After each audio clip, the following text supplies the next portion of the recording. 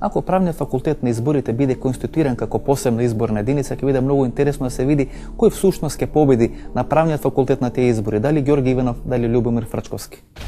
Ќе биде ли новиот претседател на државата од правен факултет? А тоа ќе кажат гласачите. Меѓутоа фаворити се и едниот и другиот. Да. На изборите. Фаворити се. Дали тоа ќе биде врв на мокта на правен факултет? Не. Тоа ќе биде едноставно. Една фаза во владењето на правен со државата? Не. Тоа прво нема да владее правен со државата. Државата има многу институции, има цел систем.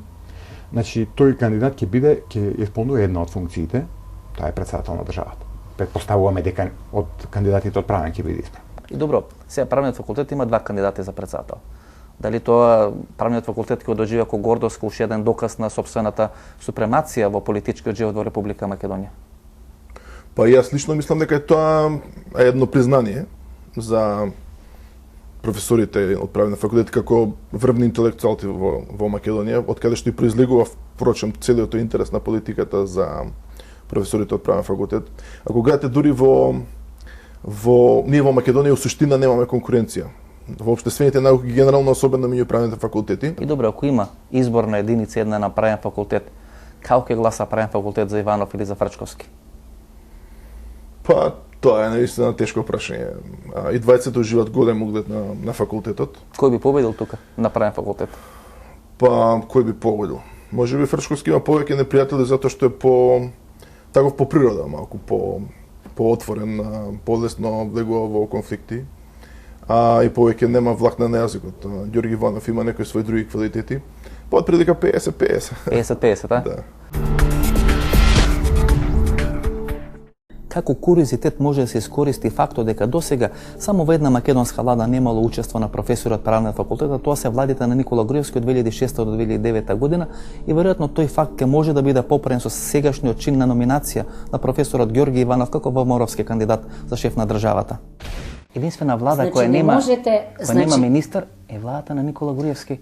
Единствена влада, две влади кои што нема министер од правен факултет. Зошто? Веројатно, зошто бидејќи велам критериумите, не мислам на тоа, критериумите за успешен во науката и успешен во политиката се различни сосема.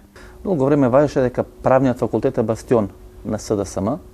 Значи, правниот факултет се до победата на ВМРО ДПМН, кога ВМРО беше во коалиција со ДЕА, важеше како бастион на СДСМ.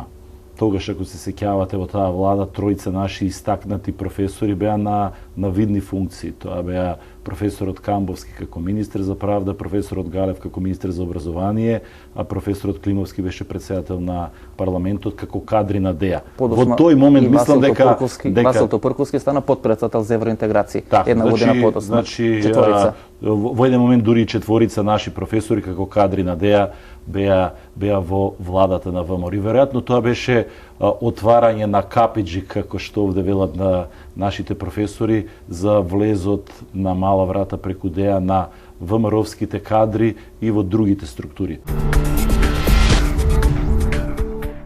Од професорите на правниот факултет во изминатите 15 години најмногу политички трансфери има направено професорот Владо Поповски. Бил близок со Киро Глигоров, близок со Бранко Царенковски, близок со Стојан Андов и денес е близок со Никола Груевски, а во тој простор од 15 години има сменато најмалку 4 функции. Бил министер без ресор, министер за правда, министер за одбрана и на крајот директор на Агенцијата за разузнавање. Професоре, од вработените на правен факултет, кој според вас направил не партијски, туку најмногу политички трансфери во изминатите 17 години? Јас анализирав, нешто пратев, нешто следев и мислам дека Владо Поповски убедливо е шампион во тој дел. Значи, експерт во првата влада, па подоцна во владите на СДСМ, па член на либералите на Андов, па подоцна, ако не се лажам, советник на Никола Груевски, така. Значи, 4 политички, не велам партиски, политички трансфери. Јас можам да ви кажам дека колегата Владо Поповски како професор по историја на држава и право е еден исклучителен професор кој што сите обврски си ги обавуваше. Денес во куларите на правниот факултет повторно гласно се размислува дали некој од професорите на овој факултет повторно ќе учествува во некој од процесите кои се многу битни за Република Македонија, кој веќе професори на правниот факултет го пишува првиот устав на Република Македонија, го прави рамковниот договор на Република Македонија, го изготвува тој закон за приватизација во Република Македонија. Дали денес некој од професорите на правниот факултет како иден шеф на македонска држава можеби ќе учествува во процес на промена на името на државата?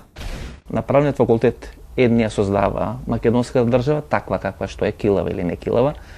Едни ја создава и ја приватизира македонската економија, а едни бога ми велат ќе го продаат името на Република Македонија, ќе се залага за промена на името. И тоа е веројатно фамата која ќе го прати правниот факултет и денес и во наредните неколку години. Западната научна мисла вели дека во светот постојат околу 2500 типови на личности, од интровертни, екстровертни до садисти, мазохисти, екзибиционисти, кратци, честни луѓе и така натаму. Според тоа претпоставувам дека човековата природа не е далеку и од правниот факултет. Ги има секакви и затоа треба јавноста внимателно да го распакува она што го добива од правниот факултет и внимателно да погледне која е содржината. И какви ги има најмногу на правниот факултет од овие 2500 карактери кои ги познава современата психологија? Не сум се занимавал со тоа, бидејќи се плашам дека ако сум влегол во тоа на времето, дека ќе сум го изгубил целото време кое сум го посветил на други работи, на учење, на предавање, што ми е основната работа. За волја на вистината, секој што станува да леби дилемата, дали македонската политика е толку заљубена во професорите на правниот факултет или самите професори на овој факултет не може да одолеат на предизвиците на власта. Ако уставот прв е донесен или изготвен од луѓе од правен факултет. Ако рамковниот договор е изготвен од луѓе од правниот факултет. Не само, меѓутоа учествува. Најголем дел. А ако законот за приватизација и во времето на Марковиќ и подосна во времето на владата законот на Марковиќ го донесува во сојузно ниво, да беше само донесен. Сојузно ниво, меѓутоа го изготви Владо Камбовски, тогашен министар за Само еден, не може да речеме дека еден учествува. Да, меѓутоа и тој што оперира не е еден, има медицински сестри, или која дававме таков еден пример. Значи, кога беше тој закон направен на работа, ни многу од асистентите направени работеа со заедно со Анте Марковиќ, па се правеа две варијанти, еден со ваучерска, еден со платена приватизација, значи и така натаму.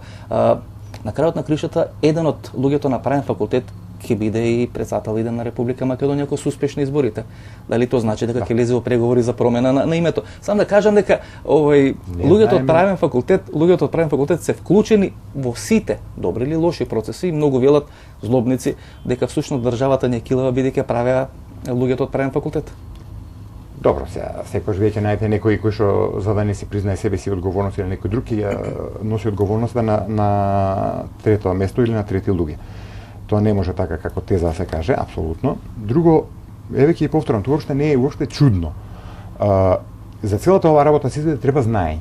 Луѓето во Македонија, во една мала држава, мислите дека тоа знаење имаат знаење, се концентрирани на универзитетот и на универзитетот пред се на правен и економски факултет. Значи вие сметате дека правен е елитата на македонското општество? Не. Елитата на знаењето за тие прашања кои што се врзува политиката. Добро, како не реков дека правен е елита за медицина или за градежни работи. Добро, за водење на државата. Државнички работи, да. Значи има министар за внатрешни, министар за образование, министар за правда. Мислите дека не е исто во други мали држави? Не знам, затоа ве прашам, затоа правиме досие. Многу е логично. Тоа е феноменот направен. Многу е логично да биде така врзано. Во една мала држава има мал број експерти. Тие во случајот се концентрирани на едно место кој што било стожер кај што они се концентрирани. Солизунов, дали правен има толку многу експерти или сепак тие луѓе што се направени се многу лакоми по власта? И каде е тука магијата? Кој е повеќе заљубен, правен факултет во власта или власта во луѓето од правен факултет? Не, нема таква, не збориме за лакомост. Да збориме за лакомост ќе беа сосема други. Меѓутоа бугарите велат се може да се купи за пари, ако не може за пари, може за многу пари. Дали тоа важи за правен факултет? Сега, ако почнеме така, може и новинарството да го спомнеме. Подобро, тоа не е далеко од вистината. Меѓутоа, има некои работи кои што имаат морална позадина, така? Не е прашање само дали има многу пари, има некои работи кои што не се купуваат ни за никакви пари. Не зборам за секој. Така што, да, луѓе од правен факултет биле, и за мене апсолутно не е чудно, што учествуваат во сите тие процеси и мислам дека треба и во иднина да учествуваат.